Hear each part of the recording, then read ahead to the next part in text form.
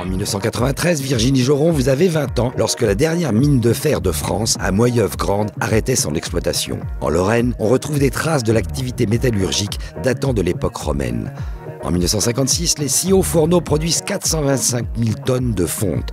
Les mutations technologiques avec le four à arc électrique, l'arrivée de nouveaux matériaux comme le plastique, la faiblesse de nos investissements ont eu raison de la dernière mine de France. La fermeture des mines et des usines a entraîné une catastrophe sociale. C'est un traumatisme important, bien au-delà de la disparition des emplois. En tant que présidente du groupe RN à la région Grand Est, vous avez dû être sensible à l'annonce le 17 décembre 2018 de la fermeture du site de Florange par ArcelorMittal.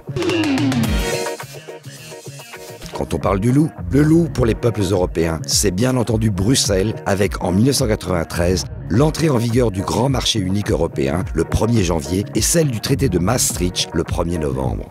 En fait, Maastricht, c'est l'étape intermédiaire entre le traité de Rome, respectueux des nations, et la Constitution européenne de 2005, qui est un instrument de la mondialisation dont les Français ne voudront pas et qu'on leur imposera. C'est bien connu, l'histoire bégaye.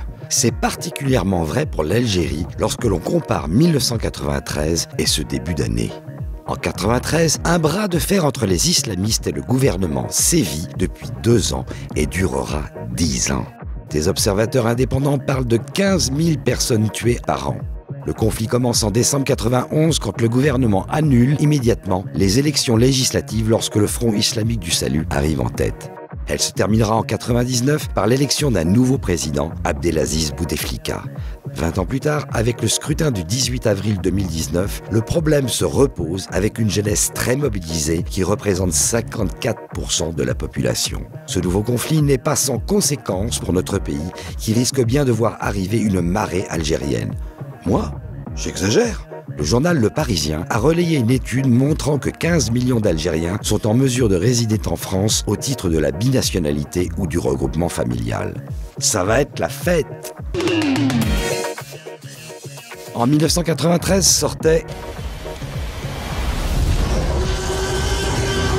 Jurassic Park est un film de Spielberg qui raconte la création d'un parc d'attractions où sont ressuscités des dinosaures.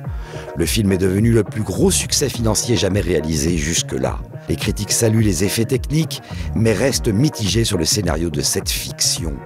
Une fiction? Pas depuis cette semaine où des biologistes japonais ont réussi à injecter dans une ovule d'éléphante une séquence ADN d'un mammouth disparu il y a 28 000 ans. Ils espèrent arriver au clonage bientôt. L'autre succès est bien franchouille.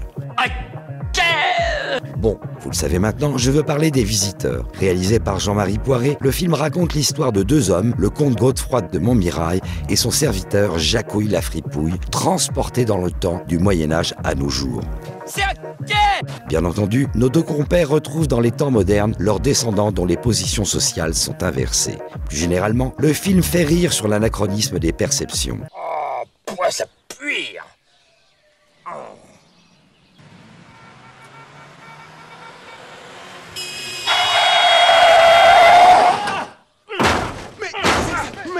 Fou, dis! Oh! Mais sire! Un sarrasin! Mais sire! Un sarrasin dans une chariote du diable! C'est tout ferré, il y a point de bœuf pour tirer! Oh là là, mais sire, venez voir! Clavier et Jean Reno renouent avec le comique d'antan des Bourvil, Blier et de Funès. Un vrai bonheur. En 1993, Michel Sardou se produit à Bercy du 19 janvier au 8 février et il est à ce moment au firmament de sa carrière. Sardou est un personnage clivant qui gêne d'autant plus qu'il est populaire. La chanson Si les ricains n'étaient pas là sera censurée un moment. Avec le temps des colonies, Sardou se voit accusé de faire l'apologie d'un colonialisme primaire et raciste. Les radios refusent de diffuser le titre. Je suis pour est une chanson qui évoque un père dont l'enfant a été assassiné et qui clame à corps et à cri « Tu as tué l'enfant d'un amour, je veux ta mort, je suis pour ». Le titre sort en pleine affaire Patrick Henry et met définitivement le feu aux poudres, Sardou se voyant accusé de faire l'apologie de la peine de mort. Il n'est pas étonnant que ce soit le chanteur préféré de Jean-Marie Le Pen, avec notamment